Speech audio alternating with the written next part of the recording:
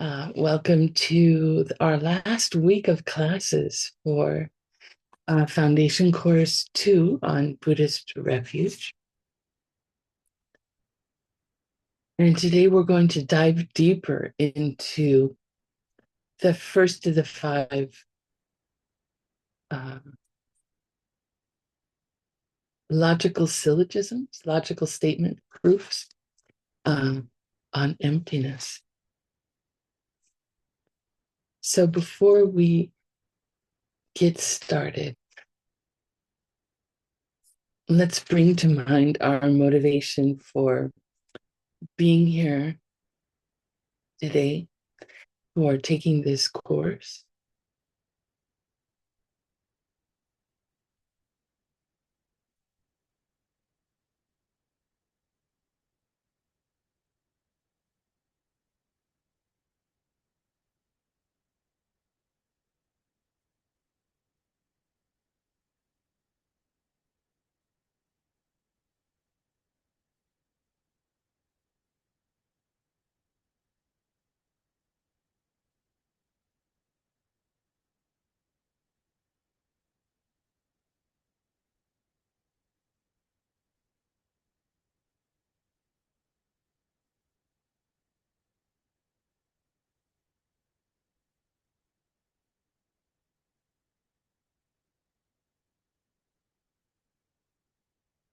When we explore more deeply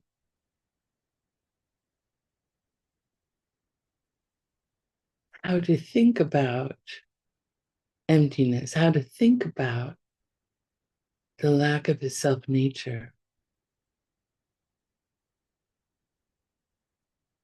when we study this, when we think about it, we're preparing our mind to, when in meditation, that we could see emptiness directly.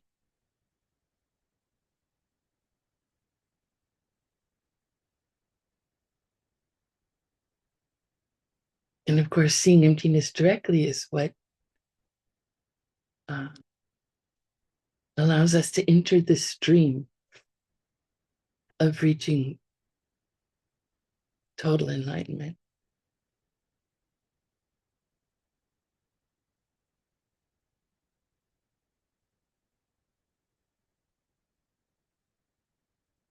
So anytime we can study emptiness, that absence of a self nature,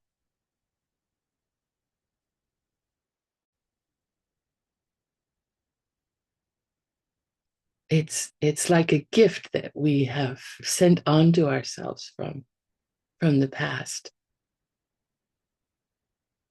from our past studies.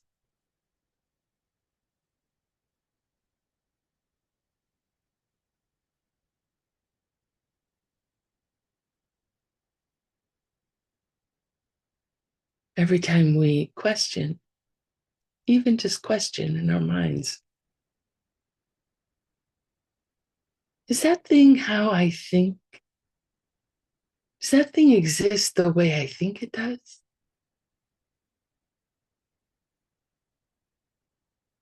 What self nature does it appear to me to have?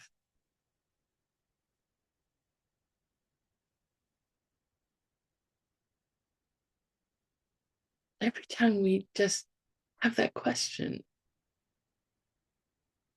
we're shaking at the foundation of cyclic life, of suffering.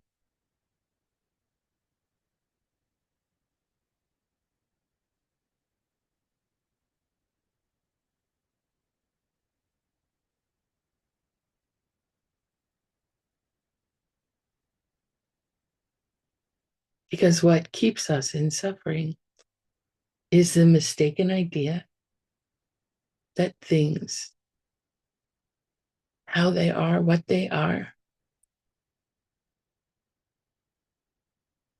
they have nothing to do with me. They have nothing to do with how I treated other people in the past.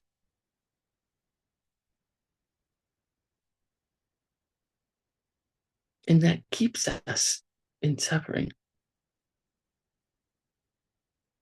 So anytime we can think about emptiness or question ourselves as we walk around in our day-to-day life, we're cracking the hold that mistake has on us.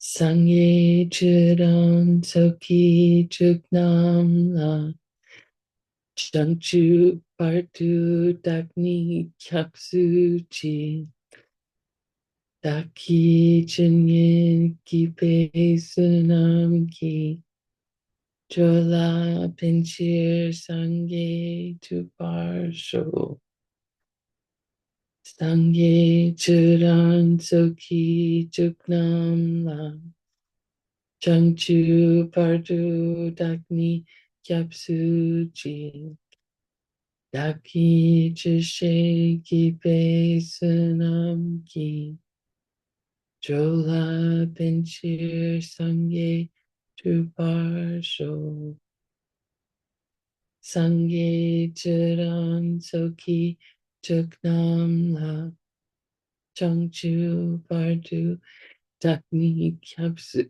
Chi Daki Chishe Kipe Sunam Ki Jola Pinchir Sangye Tuparsho.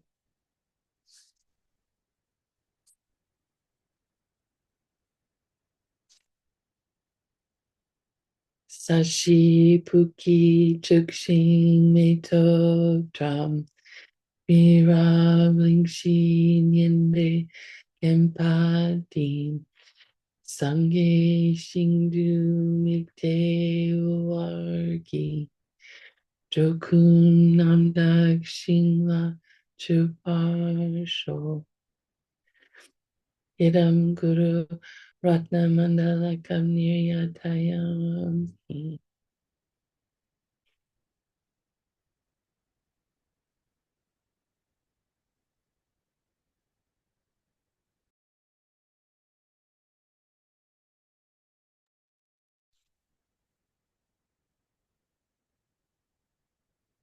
So before we dive in, does anyone have any questions from our last class?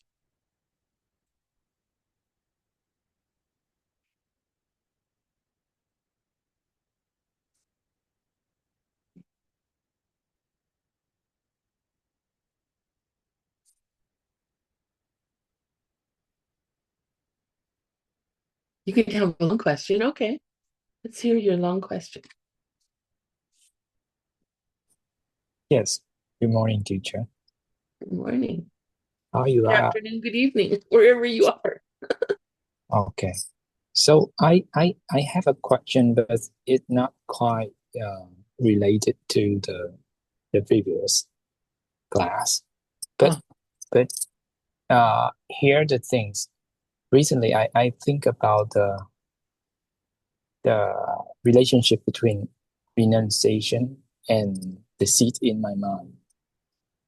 For example, because I think that when we refuge in many things outside, that means we have to live on this. And then when it's changed, because they are changing things, then we're going to suffer. And so I will suffer because this thing will change. mm, And therefore, because I see those things, that means I have the seed in my mind. And because I see that very clearly, and that I suffer. So that means those seeds in my mind is big because I can feel it. And then one day when I make up my mind to stop something, that means I renunciate to refuse on a certain thing, and then I feel free. And therefore, I wonder. Uh, so, so that kind of renunciation can somehow reduce the size of the seed because I feel less painful or I suffer less, and therefore I think that the seeds reduce in size. So it reminds me again about the purification process because when we do bad things, we intelligently regret and we do good thing to balance this back. And because when we do good thing and we are on to balance the bad thing, that means we plant a good seed together with a linking seed about the bad deed. So that's why when we purify, we see bad thing happen coming out, but in a lighter scale. So my question is that is there any relationship between I do the good thing in purification process, then the bad seed will come out, so it's gonna reduce the size. And then if I keep continue doing this, then the bad seeds keep reducing. So until one day, this is very tiny and such tiny.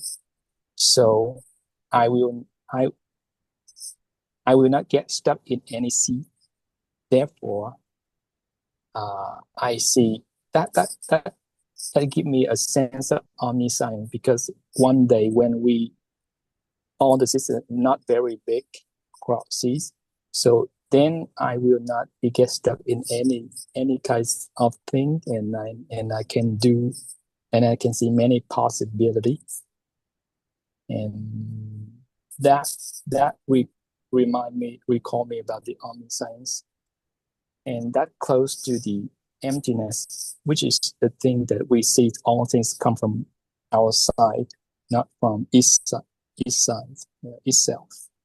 So so recently I keep thinking about the emptiness and purification process, and all the lessons just come together. So I want to check with you if I understand something wrongly because I have to be sure that I'm on the right way to think about this. So thank you. Oh, thank you. Um, like everything you've mentioned and how you've tied all of those parts together about renunciation, no,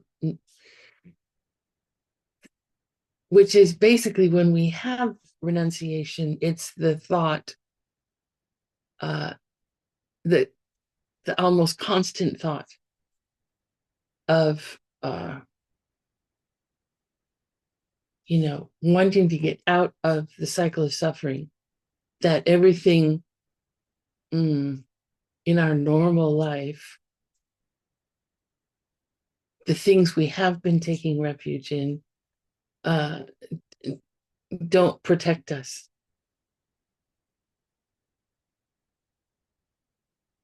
And then tying that together with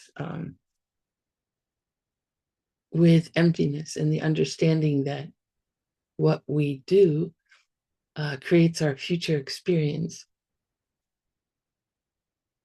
Um, in terms of making seeds more or less powerful, it's interesting that you use size, uh, making a seed smaller and smaller. A seed planted by having done something that harmed someone else. Uh, because they don't have physical size, right? They're not a physical thing, but they have the more frequently we do something, the more seeds of that type we're planting. So if we're, I don't know, if we're like, for example, an angry driver,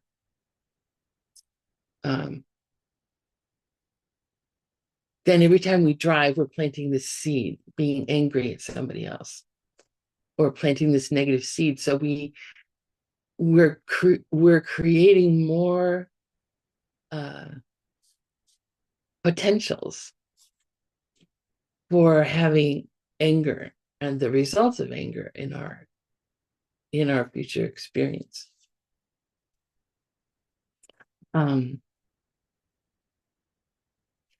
Another thing that I thought of as you were speaking is that emptiness, meditating on emptiness is one of the most powerful antidotes we can do when we're going through the 4 parts of purification. The counteraction, as you were saying. So the more clearly and correctly we understand how things don't have a nature of their own,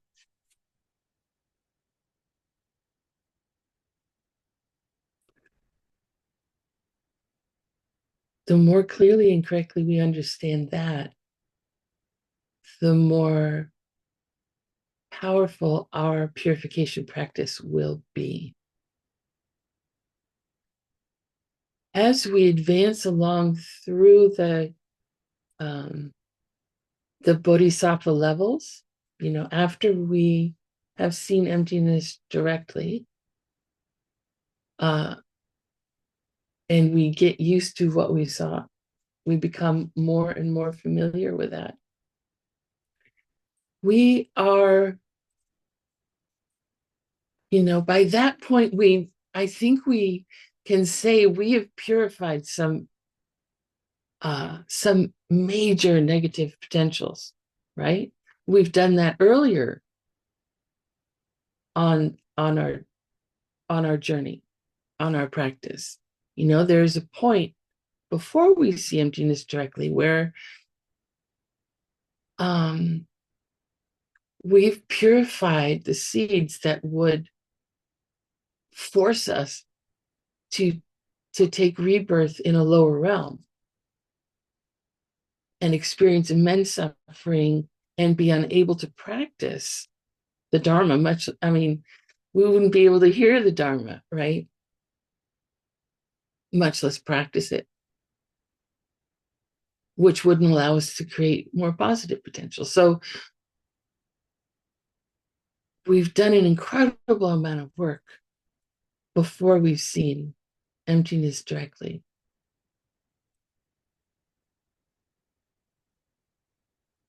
Incredible, I didn't want to say incredible amount of work. We've done, we've had a very positive impact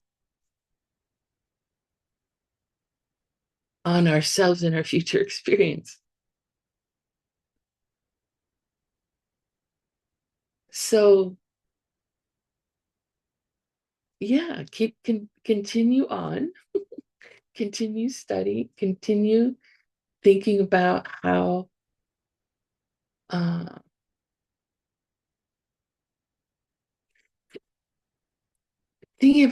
our actions affect other people. Being more mindful about that. Taking care of others. And then being really mindful about what are the things that trip us up. What are the things that cause us to have even the slightest thought of wanting to harm someone else or wrong ideas. Like I'm thinking, just being very aware when I eat certain foods, how does that affect how I am with other people? How does it affect uh, my clarity of mind? How does it affect my emotions? Just becoming more and more sensitive to how, basically, am I using this life, this precious life that I have? Am I using it in the most effective way I can to continue on the journey?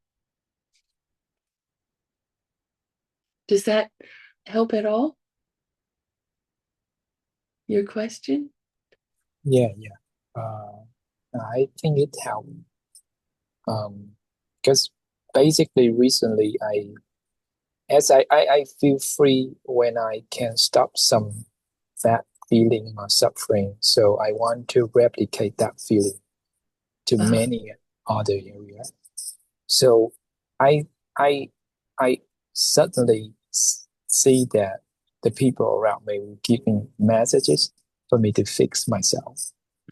And therefore I show my gratitude more. I be more listening and to take the most messages that they try to send me before I don't listen much. So right now I see any opportunity that I can see things or I reach out to people. This is a very precious moment that I have to take advantages to be patient enough to listen to the messages before I overreacted. Previously, I seem to see that, oh, I know what you want to say, so I just go ahead of the time. So I just want to do something in advance to save time. But uh, but it's not a wise choice because it creates many right. obstacles in the future. So right now, I tend to love more. So I tend to be tighter a little bit more day by day. Not a sudden change, but I show it's clearly to my family first, my daughter, my wife, and my mother, and father. I try to listen more. And this is what I feel. This is a change for me uh, recently, and that's why I try to because I see the effect. So I see that the lesson that I learned all combine and give me a tools somehow can fix my problem.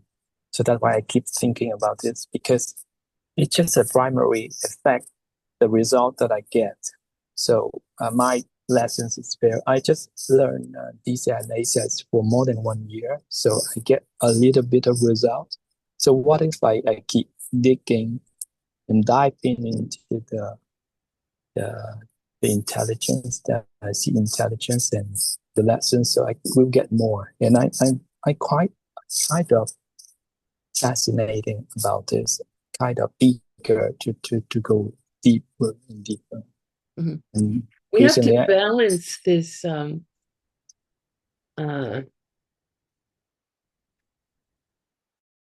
like the energy wanting to get there as quickly as possible, yeah, yeah, agree. is Mm, being able to be present with people where they are, mm. So and you, to help them to serve others where they are, right. right? Otherwise, I will come back to what I was when I Yeah, right, try to do exactly. something in advance. Yeah, yeah. Great. Thank you so much. Yeah, thank you so much. Thank you, teacher.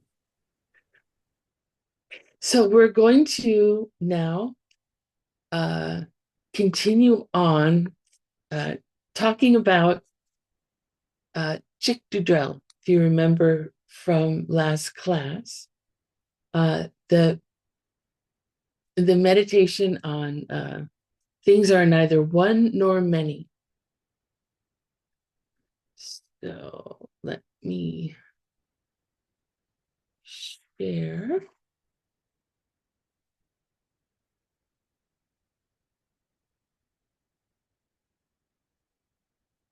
Look at that, how short that Tibetan is.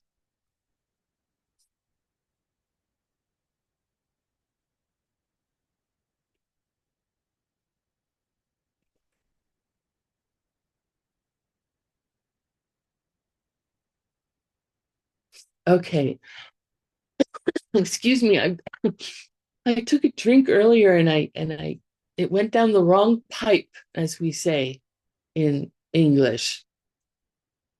I got a little moisture into my lungs and they're not very happy with me. Oh, okay. So we had this in the last class. We had the example of a logical statement for this way of proving the lack of a self nature to things. And just looking at that logical statement, and just in the reading too, it was very, very we say terse in English, very, very short, pithy. Like how would this help me? Consider the three knowledges. They don't exist really because they don't exist really as one, and they don't exist really as many. Like, okay, I'm not sure that gives me a big, jolt of understanding of how things are empty when it's stated just like that. And what we'll talk about today is that there are statements made within that logical statement that also need to be proved if we want, should we say, that high level statement. Consider the three knowledges. They don't exist really because they don't exist as one or many. If we want that to have an impact on our lives, on our understanding of what emptiness is, we have to prove different parts. So we're going to go through and look at the things we would need to prove for this to have that kind of impact on us. Okay, so let's just start at the beginning. The three knowledges. Does anyone remember what the three knowledges are?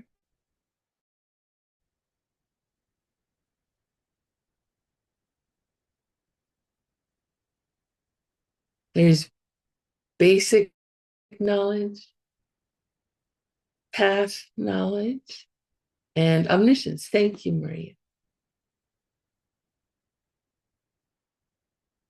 And basic knowledge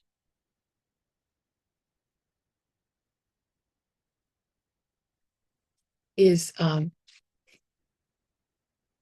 selflessness of a person who's on the lower way track. Path knowledge is realization of emptiness in the mind of a practitioner on the bodhisattva track, on the middle way track. And then omniscience, of course, is in the mind of a totally, completely enlightened being. And they are the three subjects of the Jewel of Realizations, the book that we're using in this course. Now, if we the independent branch of the middle way school, and that's the hat we're wearing, right? For this course. In the second line, it says they don't really exist. So to them, they have to use this word really to make a distinction between talking about the ultimate nature of something and distinguishing it from the way things normally appear to us, right?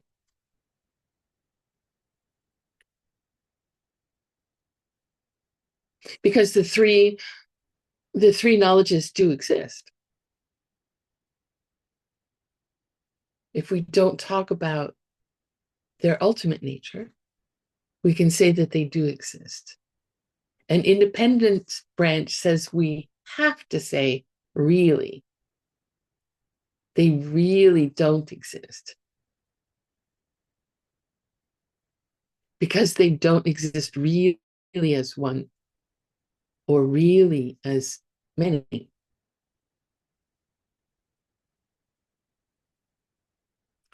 And we say they don't really exist. Remember, in wearing, thinking about wearing the independent branch hat,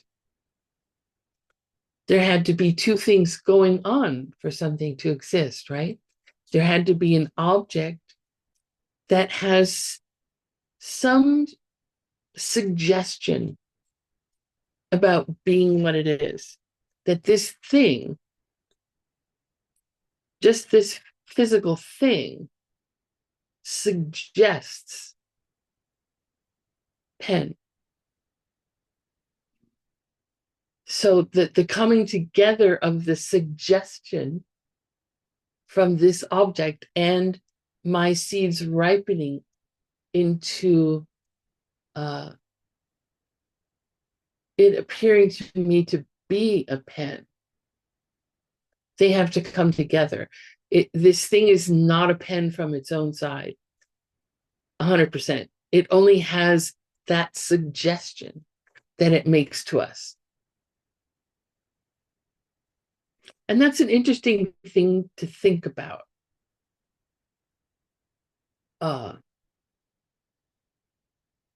As just we walk around in daily life, does it what suggests to us what a thing is? What would that mean? Because I think this particular way of thinking about things, that objects have some bit of this thing has some bit of penness to it, right? That I couldn't pick this up and say this is a pen, right? That would be silly. Because I can't write with this. Something would be wrong there. But this, it has, we're familiar with this object. And the way we check it out of what this thing is, that one of the first things is appearance. Like its physical appearance.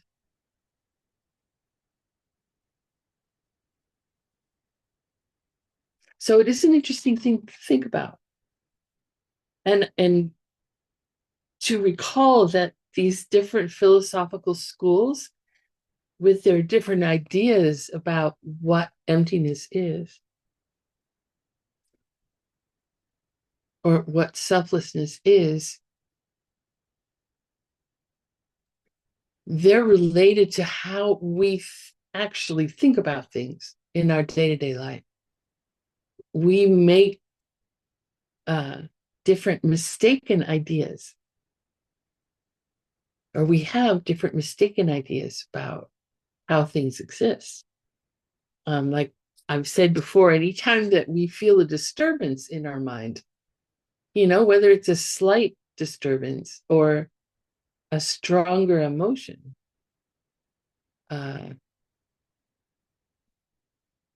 that's a signal that we're looking at things in a mistaken way.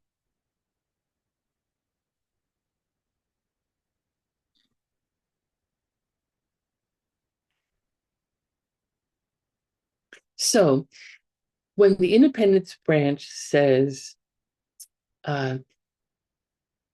things don't really exist, what they're saying is that things don't exist 100% independently of our projection.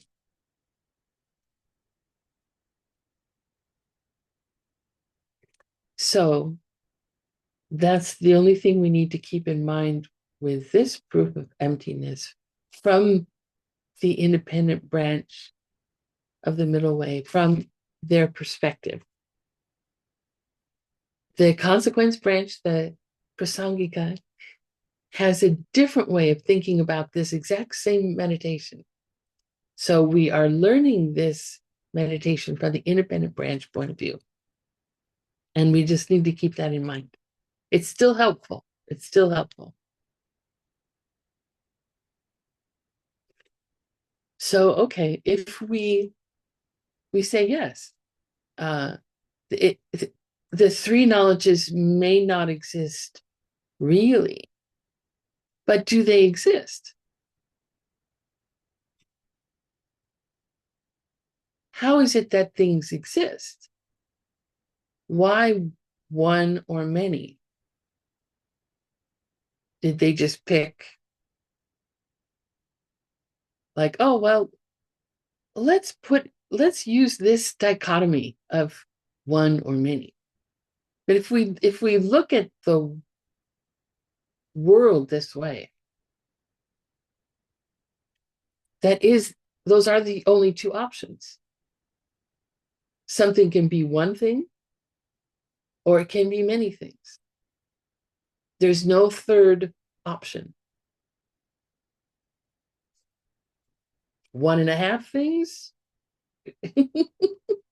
No, it's one thing or many things. Something is singular or it's plural. Even if we look at fractions, same thing. Something is one part, we'll just use a tenth of something, or it's 8/10 of something. That's one part or many parts. Quite literally, when we talk about fractions.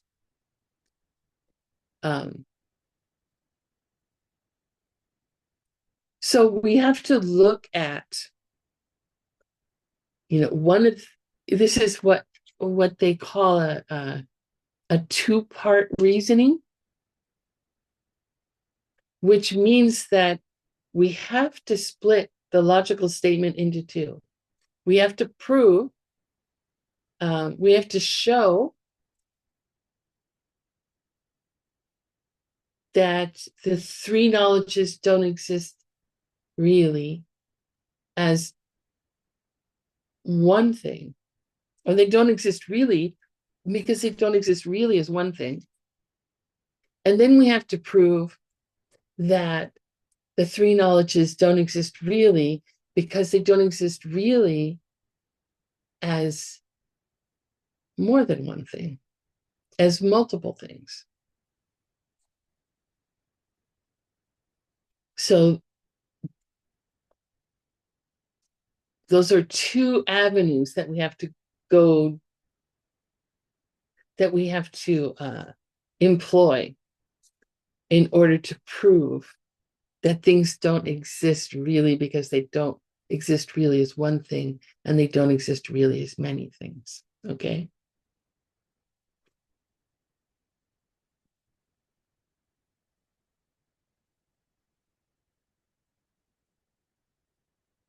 And then the third thing to think about, because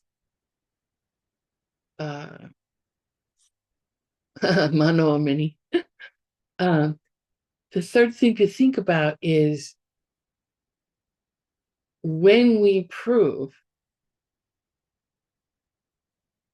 that something doesn't exist really as one thing, and we prove that it doesn't exist really as many things, we have therefore proven that it doesn't exist really.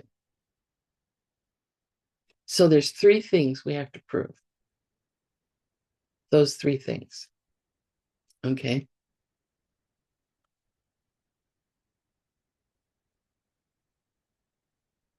We talked about last time, was it last time? I'm sorry to say, all the times that I've been teaching, things are running together. So it may have been some time in the past last time. But we have talked before that if something is a good reason, it has three relationships that hold, right?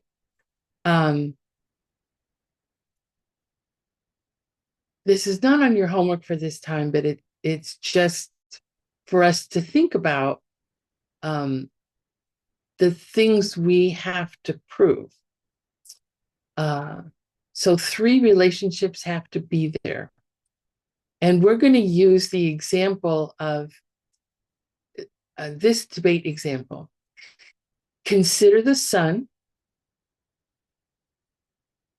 It's not blue because it's yellow. Consider the sun. It's not blue because it's yellow. So we have to examine now, is this a good reason? Is this a proper reason? The first thing we have to check and see, does the three parts are in our logical statement. Consider the sun, that's the subject. The sun is the subject. It's not blue. That's the quality about the subject that we're trying to prove. It's not blue. And then the third part is our reason, because it's yellow.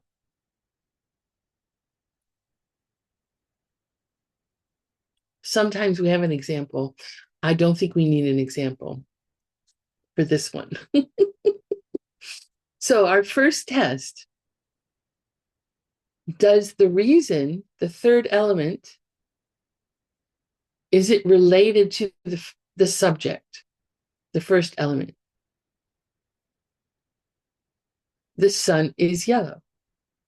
Yeah, the sun is yellow.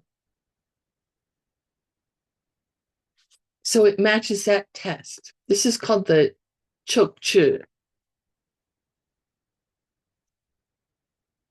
That the reason is related to the subject. Shu here is we're using this not to mean like dharma, but or thing, but subject. That's the way we use this word in debate language. So in this case, because it's yellow, that's related to, let's talk about the sun. So it has to be true that the sun is yellow. If we said instead, consider the sun, it's not blue because it's purple. That wouldn't pass this test because the sun is not purple. Now we're talking about to us as human beings who are not colorblind. So the first relationship has to be, the first test is the relationship between the reason and the subject, the thing we're talking about. And when we debate with someone, the person we're debating with must already agree. In our case here, they must agree that the sun is yellow. If they don't, you have to prove that first. If they don't agree the sun is yellow, that because it's yellow, that jumps into the second spot.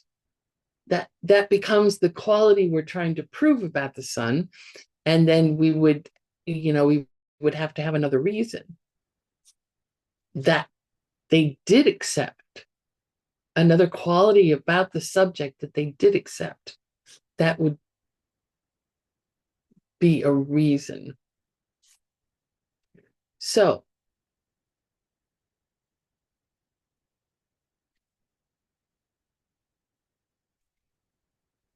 the second test is it's the J-Kya.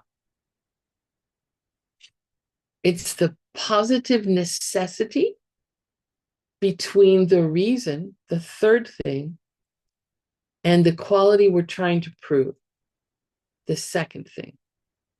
The shorthand is if 3, then 2. If something has the quality we're trying to prove, it's also true that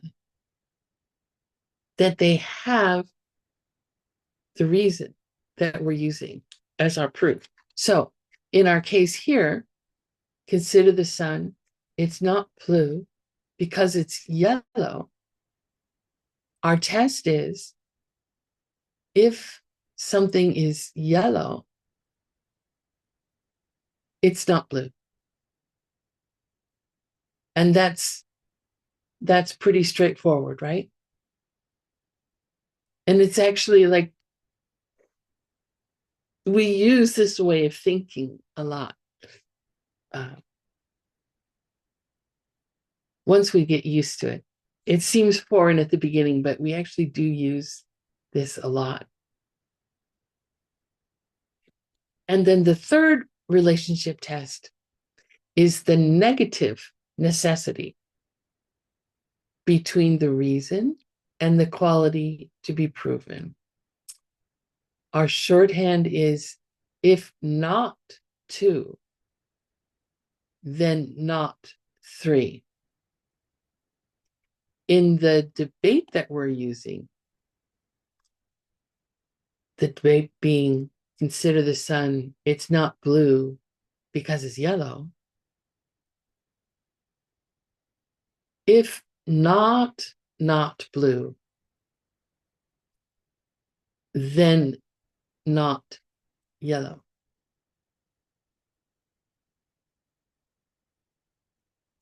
So what about not? That just sounds like silliness.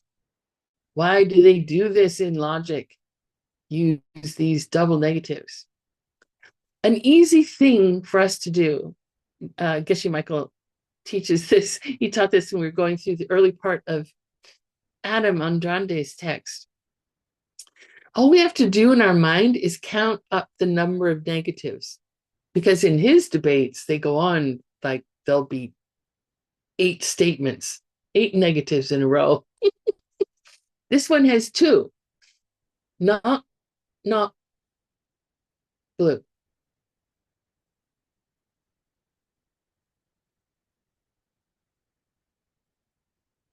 Did I do that right?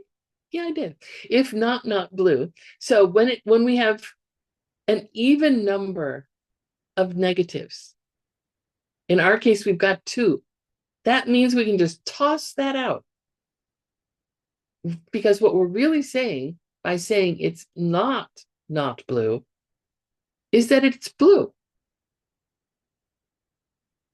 Okay. So if something's blue, it's not yellow. Okay. That it passes all three tests. Our our logical statement is a good logical statement. So because the person we're debating with accepts that the reason it's yellow applies to the sun,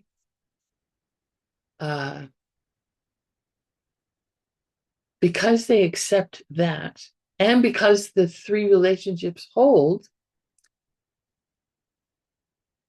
if the person is being logical, and sometimes they can be kind of, I don't know what to say other than a little bratty. They like to argue or something like that. They have to accept that the sun is also not blue because those three relationships hold. Okay. So somehow, through debate, what we're doing is using rational thought to have someone accept an idea that they probably would have come to if they'd thought about it more, right? It's just they hadn't gotten to that point yet.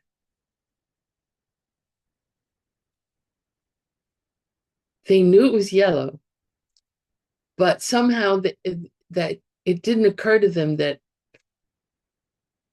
the sun wasn't blue.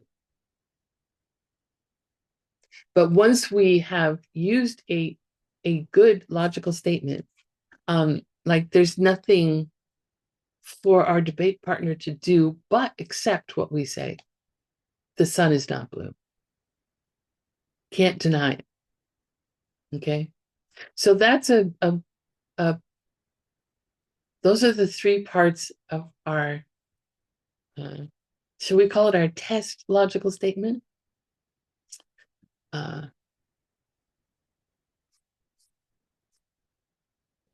So our logical statement was the three knowledges, they don't really exist as one thing. No, they don't really exist because they don't really exist as one thing, and they don't really exist as multiple things.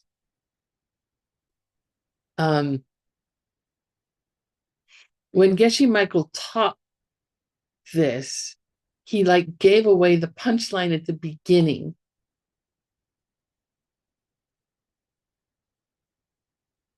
Usually you have to wait till the end. So we'll go ahead and do that the same way. Do you understand he gave away the punchline? Like the punchline is related to a joke, and it's the last thing said. It's the thing that makes you laugh out loud. It's the thing that's funny. So he gave that part away before he told the joke. So here's the punchline of the classical example of not one or many.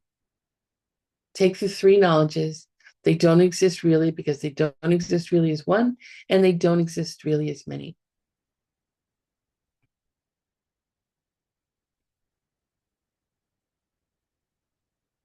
If one thing, if we can prove that one thing doesn't exist, if something doesn't exist as one thing, we don't have to prove that it doesn't exist as many things, really. Because if there's not a self-existent one thing, there can't be a self-existent many things because there's not one of them. You can't have a group of self-existent one things if there's not a single one thing that's self-existently one thing. Does that make sense? That's the we're breaking it down. Remember, we have those two parts. We have to prove that the three knowledges, they don't exist really because they don't exist as one thing. That's part one. Part two, take the three knowledges, they don't exist really because they don't exist really as many things. Two separate things we have to prove. And what I'm saying is that because things can, if we already accept that things can be either singular, I don't have any, or plural. uh, and we prove that things are not singular, we've already proven that they're not plural. Because to be plural, you have to have more than one of those things. Really, really plural. Okay. Maybe I should have left it as the punchline. Okay. So in other words, if I prove that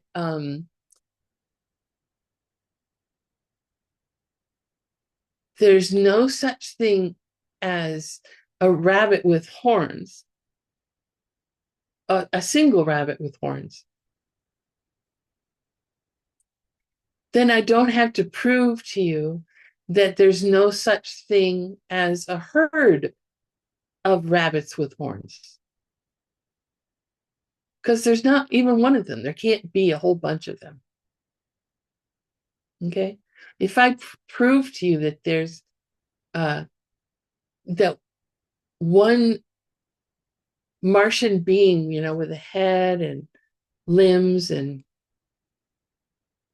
so on, if there's not one of those things, then I don't have to prove to you that there aren't 100 of them, because there couldn't be 100 of them. Okay.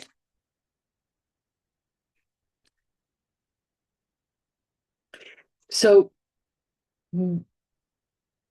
we're going to go through the homework, and what I don't know is whether you already have the homework, if you've already looked at the homework,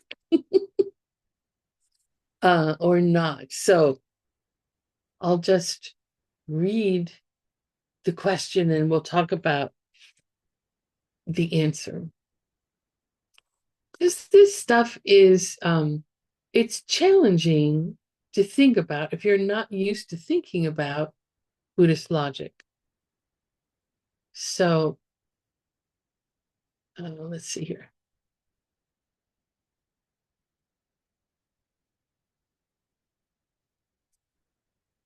Class 9, way at the bottom.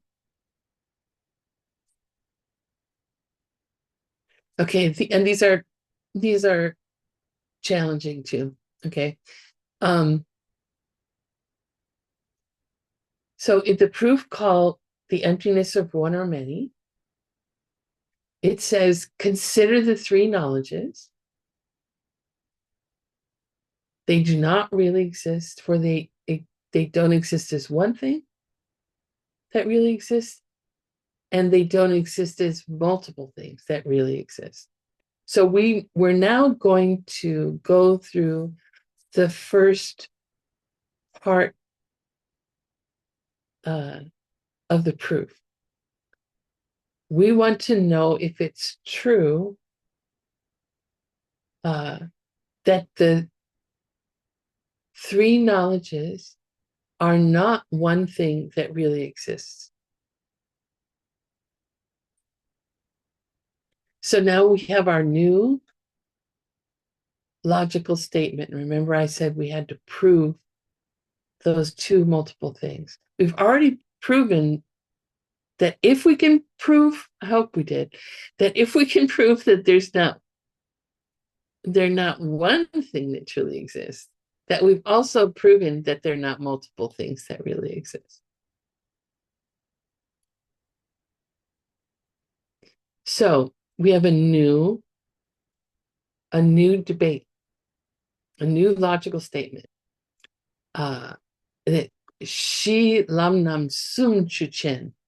So Chu Chen, that means let's consider. Chu Chen. Let's consider Shi Lam Sum. That means the three knowledge. And then we've got base, path, and omniscience.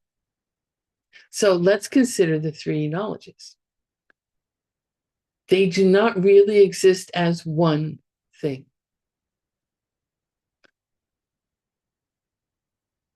Why?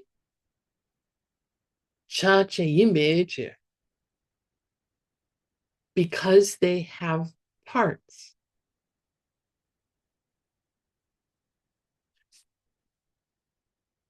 So the way the independent branch of the middle way, their reason for why something does not exist really as one thing is because it has parts.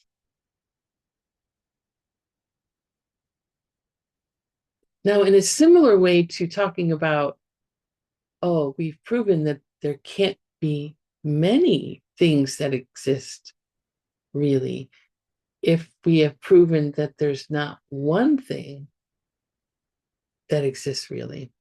In the same kind of way,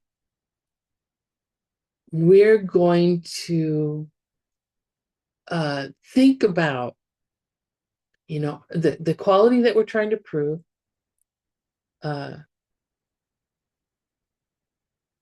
They do not really exist as one because they have parts. So now we're going to look at that reason. They have parts. And if we can prove that nothing has parts, or that everything has parts, then we'll have done our work. We won't have to look that closely at the three knowledges.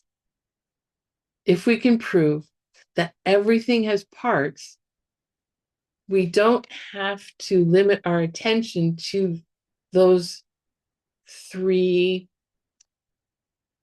I guess we can say those three states of mind: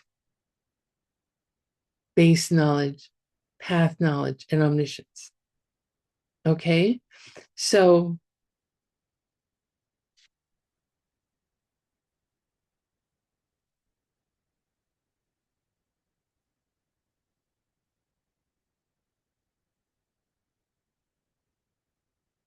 before we do that, though, we have to make sure that that it's a correct logical statement, right? We have to prove that the reason it has parts applies to the subject, the three knowledges. Do the three knowledges have parts? Have parts. And then we have to prove if something isn't self-existently one thing. No, sorry. If three, then two. If something has parts, it's not self-existently one thing. And then we have to prove that if something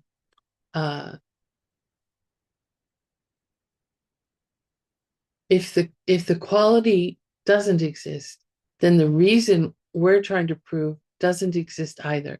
So if something doesn't not exist as one thing, it also doesn't have parts. So if something exists as one thing, it doesn't have parts. No, if something does exist as one thing, it doesn't have parts. The double negatives cancel out each part. So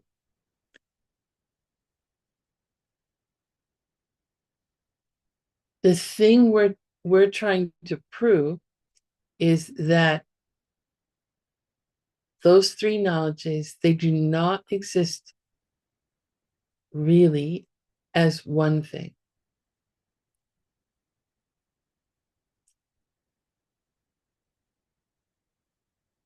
We've already talked about that if we can prove that they don't exist as one thing, that we don't have to also prove that they don't exist as many. Okay.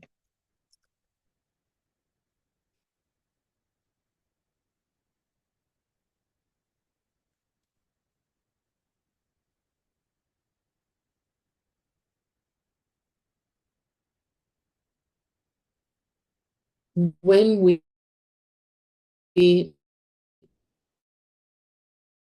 look at this thing, normally think that we're looking at a whole thing, that we're looking at one thing.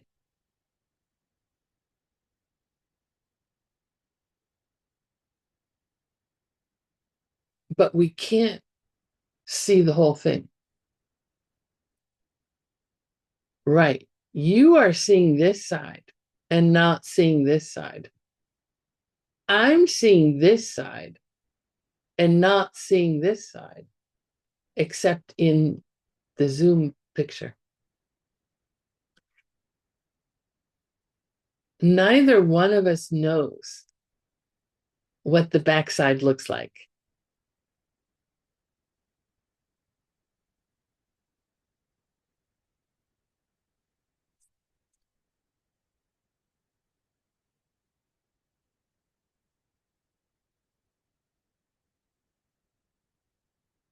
But do we really see one whole side? Is that possible? Forget about the other side that we can't see. I can't look at this side and this side of this object at the same time. My eye moves from one side to another. It's only after time of looking at these different parts of a pen, when you talk about the length of something, you're talking about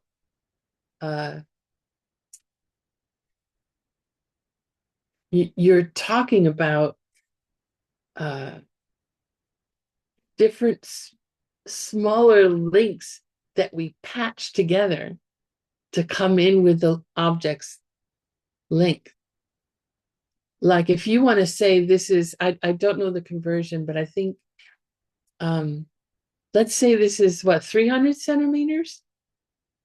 Does that seem about right? Close enough? So we see 1 centimeter over here. We see 1 centimeter over here, and our eye moves along this object. 300 centimeters we're putting together, and it's only after that we've seen these parts, these different lengths, and stitched them together with our conceptual thought, that we see a length of this thing. And we don't see the pen without seeing like the tip of where the ink comes out. In this case, this one is, you can't probably tell, but there's the little tube of ink, and I can look and I can see at this part inside this thing that it's still full of ink. So it's still a functioning pen. I can tell that by looking at it. I can tell that this little clicker part is probably going to work because I can see this little teeny part in here that is a spring, and that little part is necessary to make the tip come out from where it's usually hiding inside the pen. So there's all these different parts, and it's only my mind that conceptually pulls these parts and not other parts that are around it. Like, I'm not including my fingertips. My mental function of discrimination is separating this thing from my fingertips that are holding it, and is not considering them as being part of this thing. So there's like a whole bunch of things, conceptual activities that are going on and saying this is one thing. I'm taking sensory data input. I'm making discriminations, discernments, and I'm stitching all that together into a pen.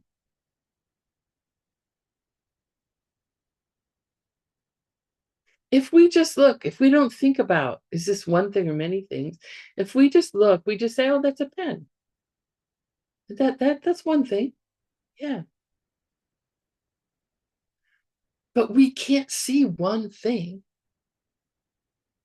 without first seeing the parts of that thing. We have to see the top, we have to see the back.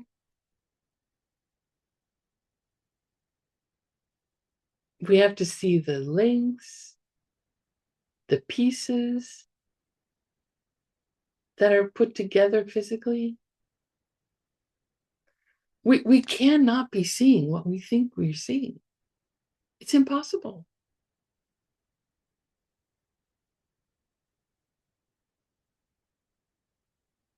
It's impossible for us to look at a whole without first looking at its parts. While you're looking at the parts, you can't see the whole. You're looking at the part. You're looking at the tip, this tip, or you're looking at this tip.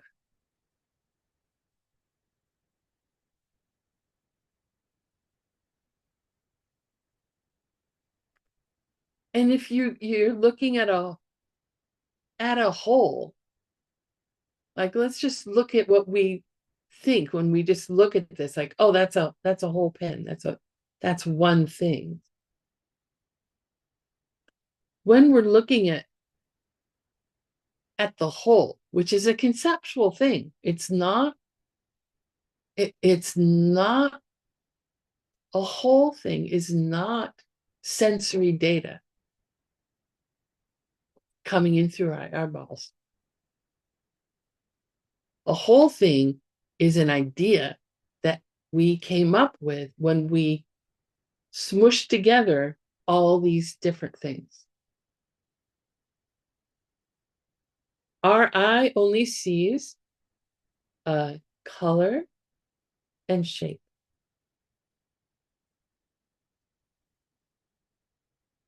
Our mind is making up all the rest. There's no whole pen here. What we think we see is impossible.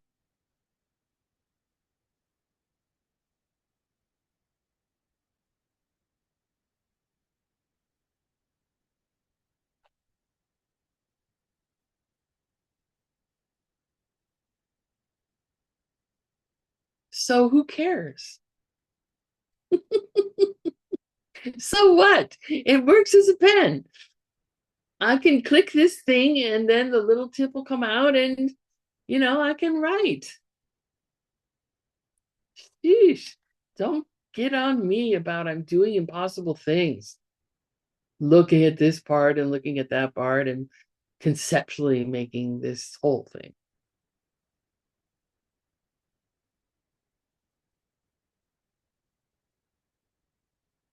When we see that, when we actually do see that what we're doing is taking sensory data of parts, and we'll just use the simple parts of color and shape.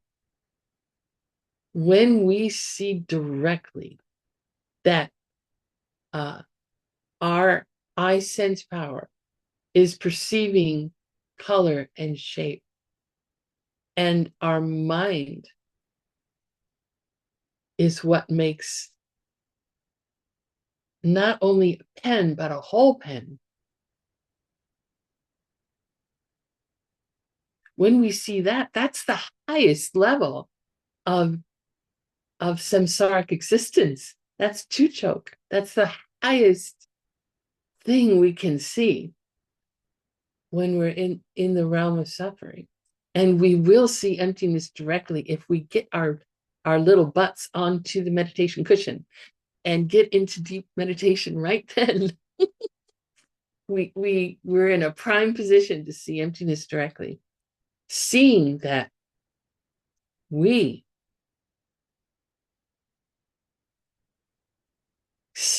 are projecting this thing directly, seeing that. We've never seen it. We've thought about it, but we've never seen it. When we see ourselves doing that, it's very, has a great impact on our minds. Because right now, it just is like theory. It's just like an idea. When we see it directly, then it's like, oh boy, yep, if that's what's going on, nothing's coming. Sorry, I just slipped into my consequence branch hat. I'll put the independent branch hat on again. Oh, there's only a suggestion of pen coming at me. I'm the one who puts the label pen on it. It doesn't exist totally independent of me.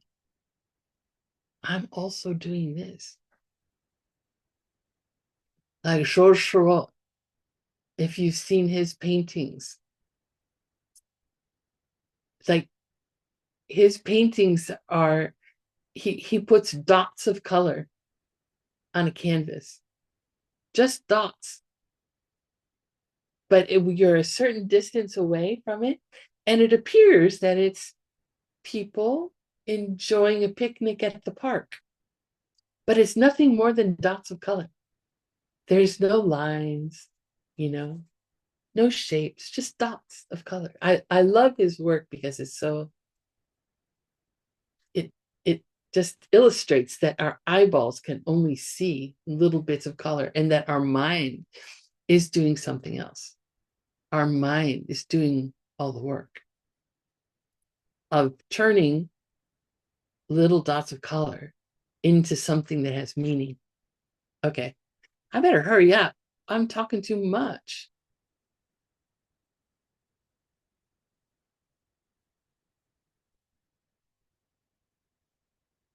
Let's see.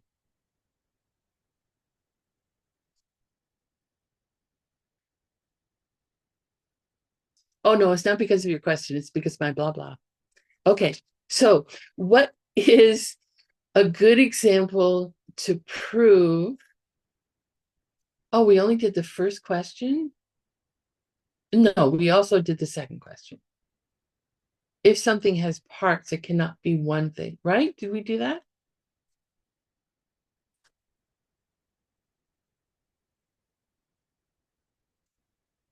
Utpala, what did you just do?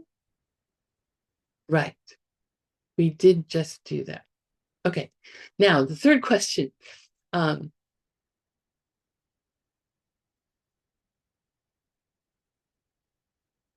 Having parts applies to every object that exists. There's no object we can point to that doesn't have parts. And therefore, this applies to the subject of our proof, which are the three knowledges. Proof that everything, to prove anything about everything, we have to divide everything. So the first way to divide everything is actually existing and non-existing, but we on a conventional level, like rabbits with horns or a pen. You know, this does exist. We can't write with it. There is no such thing as a rabbit with horns. But we're only going to talk about existing things, right? Because we're talking about whether things exist truly. So they have to exist in some way if they are going to exist truly. So the first division between all existing things is changing things and unchanging things. There's only three, typically, in the way we think of it, only three things that are unchanging. Cessations, we've talked about those. Those are the coming to an end of something, like the cessation of the belief in Santa Claus. That ends. Or when we reach nirvana, the cessation of our mental afflictions and seeds for them. And then empty space, which is the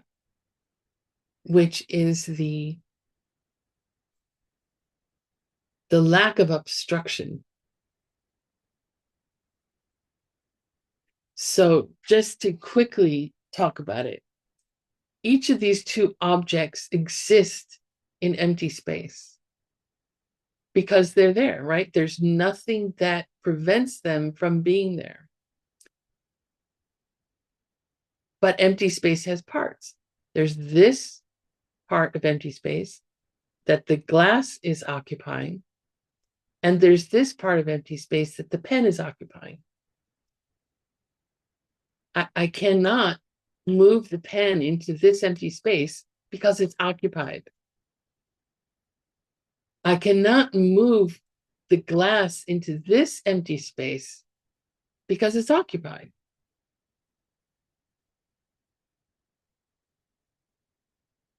Empty space, a empty space, this empty space in which this cup, which needs to be washed, occupies, it never goes away. The cup may leave that empty space, but that empty space that was right around here somewhere, that's still there. It's empty so that an object can be there. Allows the pen to be there now. But it's still empty even when this glass can't go back into that empty space it was in. It's empty. We say it's empty because a thing can be there. If it weren't empty space, it couldn't. If the glass were there, the cup or the pen could not be there. But it's still empty space.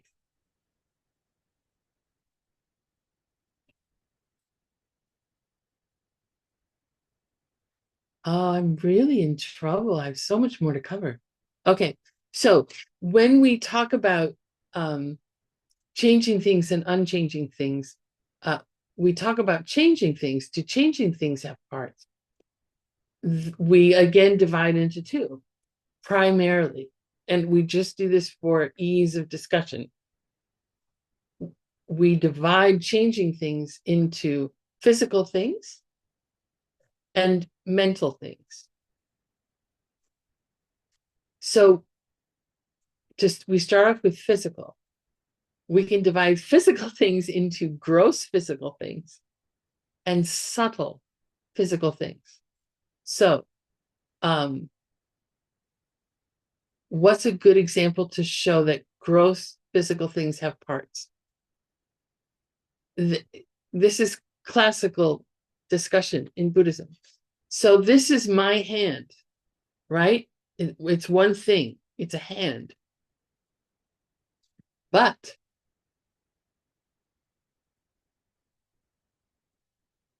when I cover these two things, my thumb and my index finger, the hand isn't covered. Only part of the hand is covered. The hand has parts. If it didn't have parts, when I covered over here, hard to do with another hand, right? But when I cover over here, the whole hand should be covered because there would be no parts.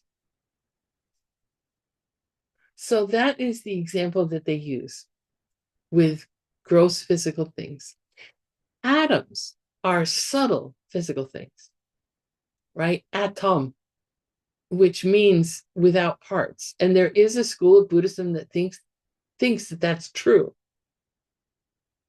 that there is a smallest size of something and that everything else is made up of a combination of those sides, of those smallest parts. So, but atoms must have parts. When you put atoms together, let's say I don't have any round things. Let's say that these are two atoms, atom 1 and atom 2. If I want to build something, I'm going to start by putting two atoms together. When I put two atoms together, they touch. But they only touch at one place. In this example, the right side of this atom and the left side of this atom are the parts of the atoms that touch. If we say there are no parts to an atom, then when we put these two together, they would be one thing, right? They'd have the same size. They would take up the same physical space. If they didn't have sides, they could not touch. They'd be one thing. Every time we brought two together, it'd become one. If we added a third and there were no sides, then those three things became one.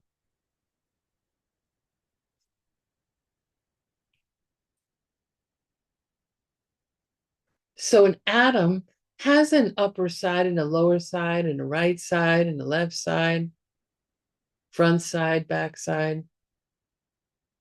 It has sides, so it has parts. Mental things now.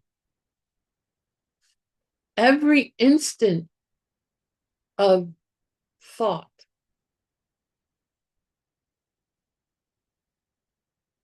our mind perceive things 64 per finger snap. We have 64 different perceptions.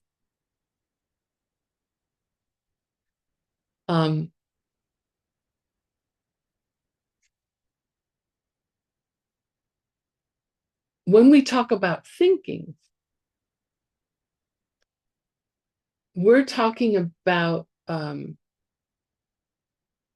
a same way that when we build physical things, we're putting together atoms. When we're thinking, we're putting together milliseconds of time in a stream. But let's say we're talking about a thought that's only 3 milliseconds long. 1, 2, 3. The, the first thought, the first millisecond of thought, is the direct cause for the second millisecond of thought. The second millisecond of thought is a direct cause of the third millisecond of thought. The first millisecond of thought is not a direct cause of the third, because to be a direct cause, there must be nothing in between them. So we have we're talking teeny moment. 1 causes moment 2. Moment 2 causes moment 3. Moment 1 does not cause moment 3 directly, but it is a stream-like cause, or I don't know what you want to call it, a lineage cause. So one part of this thought, of which we have 3 milliseconds, right? One happens sooner, right? The first millisecond of the thought happens, we say, sooner or earlier than the third millisecond of the thought. That comes later. If there were no spaces between moments of parts, then moments of perception, moments of thought, there'd be one thought. So there has to be a beginning of the first moment of thought, and a middle, and an end of the first moment of thought. Nothing in between, but there has to be the earliest part of the second moment of thought, a middle part of the second moment of thought, and the last part of the second moment of thought. Same with the third moment of thought. Because if, just like with atoms, if they didn't have duration, if they didn't have an earlier part, each moment, each smallest moment of perception, if it didn't have an earlier part, it couldn't,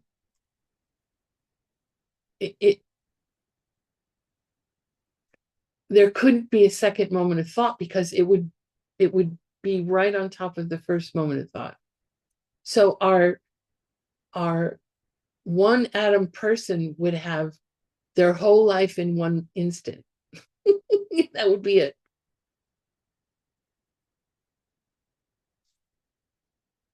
And I know I've gone over. So if you would just indulge me with a couple more minutes.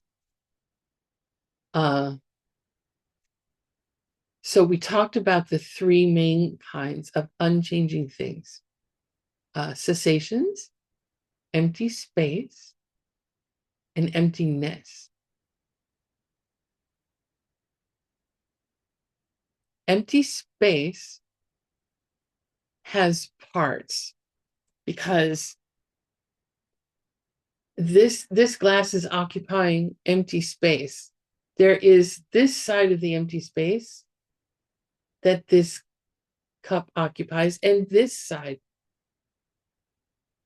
We could say west and east if we wanted to, or right and left if we wanted to. But it has parts in the same way that that an atom has parts. Okay. with cessations, they also have parts. The example used in the book that Geshe Michael was using, there is, remember we talked about that after you see emptiness directly, the first part of the third path, you no longer have the intellectual belief that things are coming at you. So you have a cessation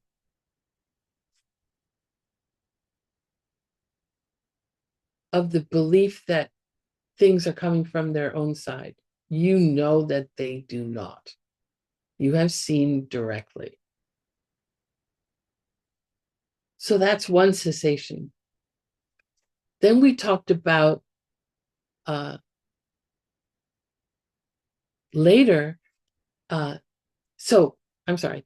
On the third path, even though your belief has ceased, has ended, has stopped, things still appear to you to be coming from their own side. They appear to be coming at you. When you become fully enlightened, that ceases. There's no longer the appearance of things coming from their own side. So that is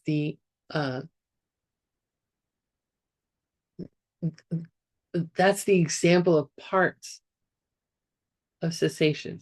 The example of parts of emptiness is that this thing has emptiness. This thing has an absence of coming from its own side. The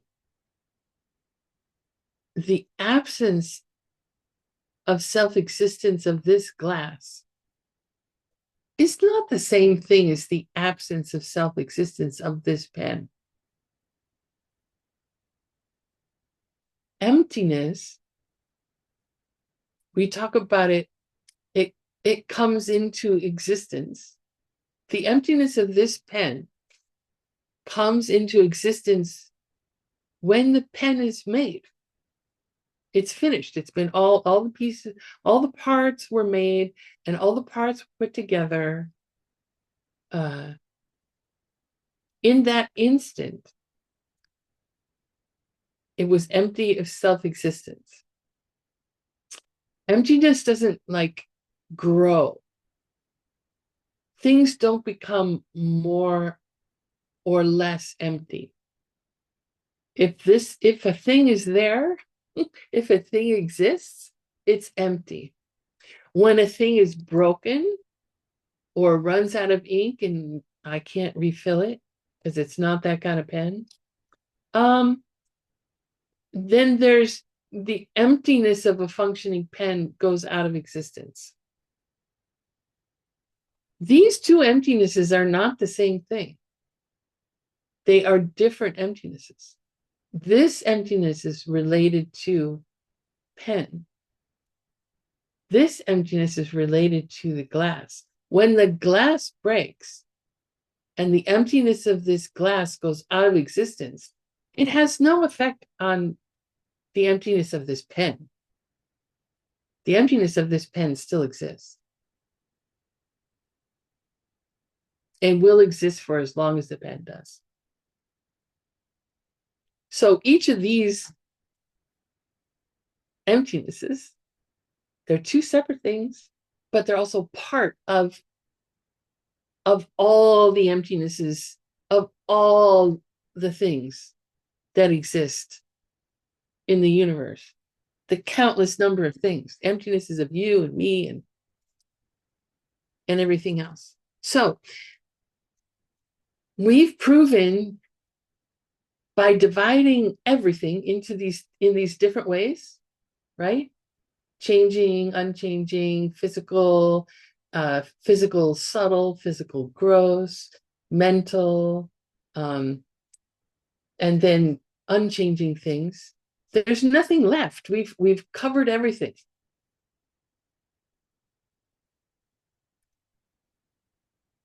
Everything has parts. Okay, So we've just proven uh, that our three knowledges have parts. So they must not really exist.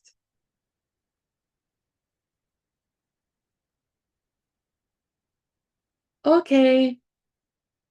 I'm so sorry for going late. And but I wanted to finish this with you now rather than try and work it into the next class. So thank you for your patience with me. Um, thank you for your interest in these topics. Please remember to dedicate and please do think about these things. Uh, may we all reach enlightenment as quickly as possible. Thank you. I will see you again on Friday, which will be our last class already for this course.